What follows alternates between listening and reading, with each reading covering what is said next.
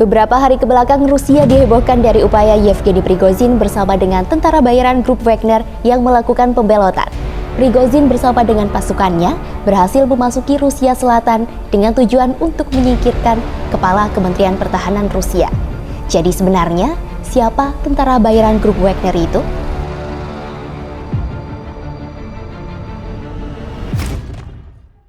Wagner Group adalah organisasi militer dari perusahaan swasta Rusia.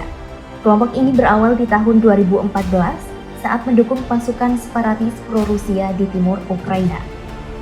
Sosok Dmitry Utkin dipercaya sebagai pendiri Wagner kala itu.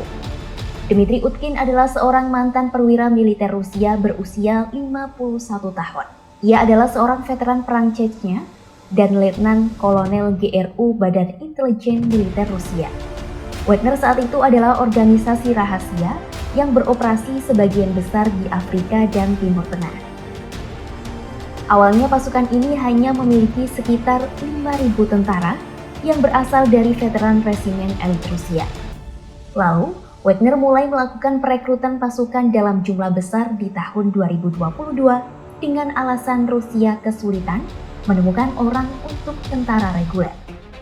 Meskipun Wagner adalah tentara bayaran ilegal Rusia, grup Wagner terdaftar sebagai perusahaan pada 2022 dan membuka markas baru di Saint Petersburg.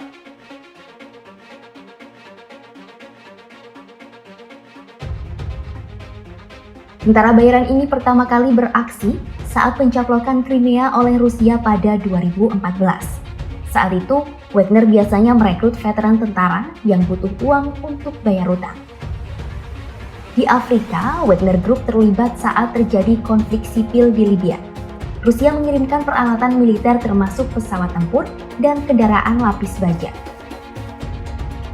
Selain itu, tentara bayaran tersebut juga dikirim ke Republik Afrika Tengah untuk menjaga tambang berlian.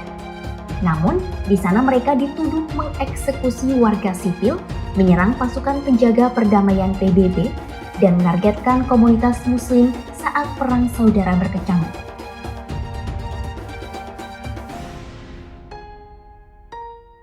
Pemimpin Wagner, Yevgeny Prigozhin, menjadi wajah dari Perang Rusia melawan Ukraina. Pria kelahiran 1961 itu pernah dihukum 9 tahun karena perampokan dan penipuan di usia 20-an. Setelah bebas, Prigozhin memulai jalur kewirausahaan dengan berjualan hotdog di kampung halamannya. Perusahaan cateringnya dianugerahi kontrak pemerintah dan Prigozhin mendapat julukan Kopi Putin di tahun 1990-an. Prigozhin pernah berada di belakang badan riset internet yang meluncurkan kampanye disinformasi yang meluas untuk mempengaruhi hasil pemilihan Presiden Amerika 2016. Kemudian pada 2014, Prigozhin mendirikan perusahaan militer swasta Wagner Group. Namun awalnya bos Wagner itu sempat menyangkal keterlibatannya dalam tentara bayaran tersebut hingga pada September 2022, akhirnya ia mengakui keterlibatannya.